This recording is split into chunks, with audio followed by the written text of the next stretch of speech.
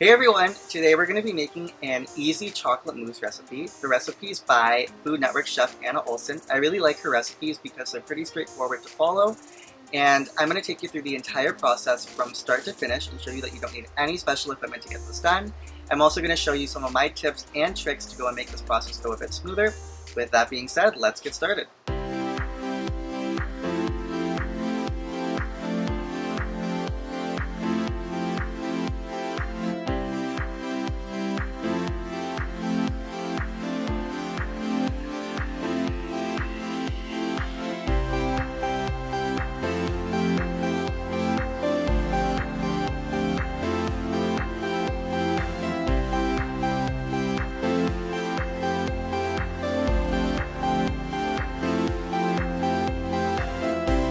Jump right into it with the ingredients. So you're going to need 2 tablespoons of unsalted butter.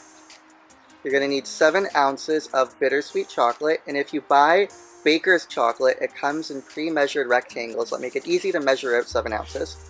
You're going to need 3 egg whites at room temperature. You want them to be at room temperature because it's going to make them easier to whip later on during the recipe. You're going to need 1/4 cup of cooled espresso. You want the espresso to be cooled because when you add them later onto the ingredients, if it's hot, it's going to go and deflate the egg whites and cook the egg whites. You're going to want 1 cup of cream, whipping cream 35%, 3 tablespoons of sugar, a pinch of salt, and optional 3 tablespoons of brandy. So the first step of the recipe is going to be to melt the chocolate. There's 2 ways you can go about doing this. I'm going to show you how to do it over the stove. But if you want to do it in the microwave, you can. You're just going to pop the chocolate in the microwave for 10 seconds and then give it a stir. If it's not melted, you're going to pop it into the microwave again for another 10 seconds. You want to keep stirring it every 10 seconds because the microwave doesn't heat up the chocolate evenly, so it can burn. So even if it doesn't look like it's melted, just give it a quick stir every 10 seconds anyways. So to melt the chocolate over the stove, you're going to want to put the chocolate in a metal bowl. You're going to want to make sure that the bowl is not too deep because you don't want the bottom of the bowl to be touching the water. So it's pretty simple. You literally just put the metal bowl with the chocolate over a pot of simmering water. You're also going to want to add the butter to melt in with the chocolate, and you're just going to go and stir this while it melts, and we're going to be right back after this all is melted.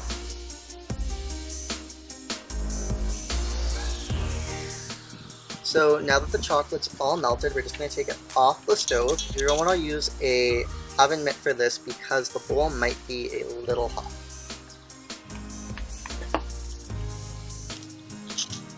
So the next step in the recipe is going to be to whip the whipping cream into soft peaks. I'm going to go and do this in a mixer, but if you don't have a mixer, don't worry. I'm going to show you how to do this later on when we whip the egg whites, and it's essentially the same process. So when we're doing this, we're going to make sure to add in the espresso and the optional brandy. Okay, so now we are going to whip the cream. So I'm just going to add the cream into the mixer, and we are going to whip this on medium. If you whip too fast, you might actually end up curdling the cream and it will kind of have a buttery texture. But if you do it at around medium and do it slow, you'll have better results. Okay, so it looks like the cream is done. You know it's done because when you lift up the balloon whisk, nothing kind of falls off. So it's nice and fluffy. Okay, so the cream's all done, so now we are going to add in the espresso and the optional brandy. You want to make sure that your espresso is cooled because if you add it while it's hot, it might deflate the cream. You're going to add a very, very little bit at a time to make sure that nothing is deflated.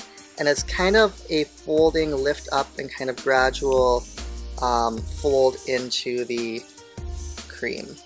Just like that. So we're just going to do a little bit at a time.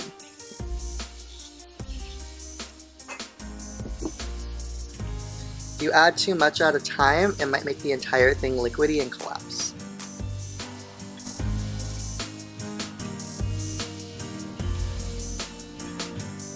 So the next step in the process is going to be to whip the egg whites into soft peaks, just like how you did the cream.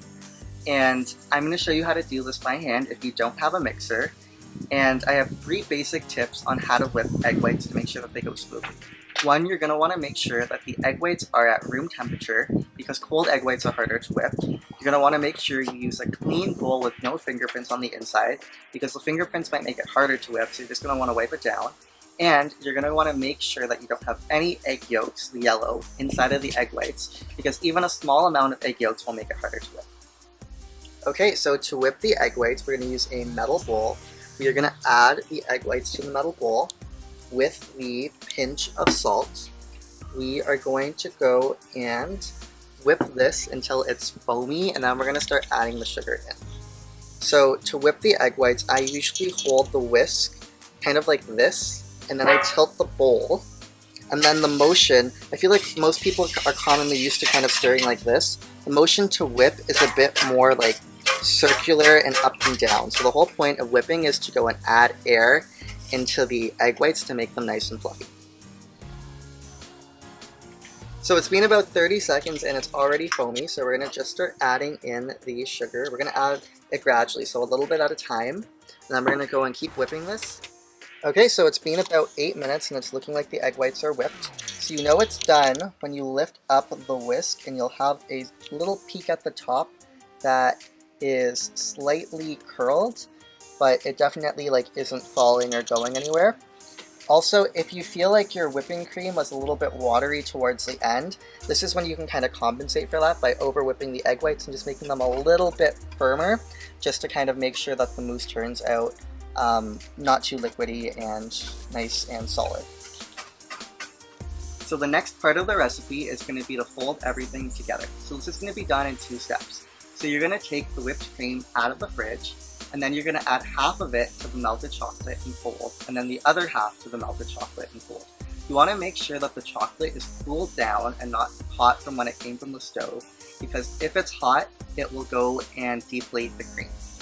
After that, you're going to add the egg whites, the whipped egg whites, all at once and then fold those all together. You want to go and do this step in different parts, in different sections, because if you do it all at once, it might make the fluff kind of loose. Okay, so now we're ready just to go and mix everything together. You're going to want to go and take your cream out of the fridge, and we are going to go and, you can either add half of the cream into the chocolate or half of the chocolate into the cream. Just because the cream bowl is a little bit bigger, we're going to add half of the chocolate first.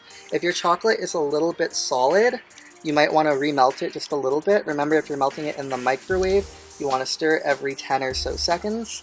If your chocolate is too hot, it will also kind of curdle the cream. So you want to make sure that you cool your chocolate down before you do this.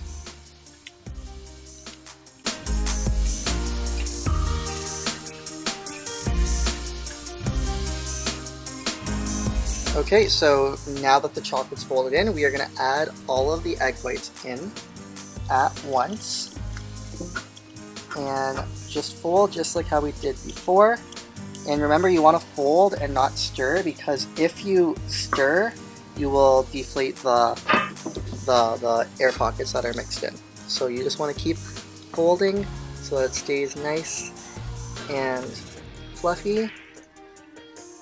Then you will basically have your mousse all finished up, and then we are going to move on to the next step, which is putting it inside of cups to chill in the fridge. Okay, so I got some nice decorative cups that were actually my grandparents', and we are going to quite simply just scoop the mousse mixture into the cups. And a lot of chefs will make this look very fancy and they'll use a piping bag and stuff like that, but it's a lot of work to do, and oftentimes if you don't really know what you're doing, it might not turn out that great. So just make life simple and just kind of scoop it and flatten it out as best as you can. So we will be right back when I have finished all 6. Okay, so we put the mousse in all of the cups, and I flattened it out with a spoon, and if you have any like little excesses on the side, you could just use a tissue and clean it up, especially if you are trying to present these to guests or something. So now we are going to just pop these in the fridge for about 3 hours to set, at the least 3 hours. And what setting it does is it makes the very fluffy and kind of liquidy cream right now a little bit more solid and firm, which gives you that nice mousse texture. So we will be back after these are done chilling in the fridge for 3 hours. We'll see you then.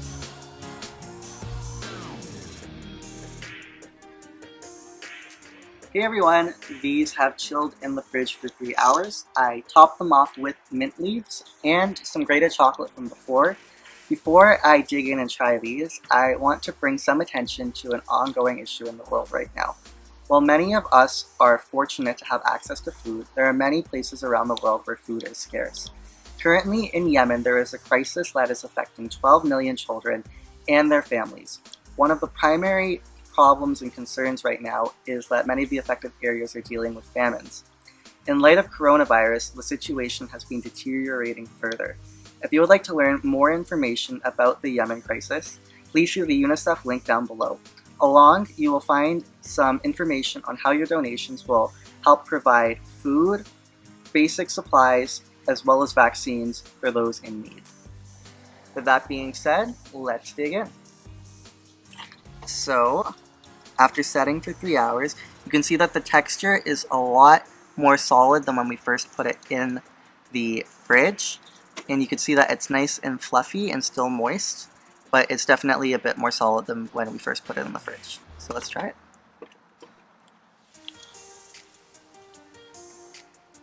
It's really good. You can taste like the chocolate, and if you want the recipe to be a little bit sweeter, you can use semi-sweet chocolate instead of, I think the recipe was bittersweet, so that can definitely like change the texture and flavor of the dessert. And it's a pretty easy recipe. With that being said, that's all for today. So if you try out this recipe, let me know how it goes in the comments below. If you like the video, please leave a like. And if you want to see more videos of what me and my friend Mousse are up to, please subscribe for our future videos. Thank you.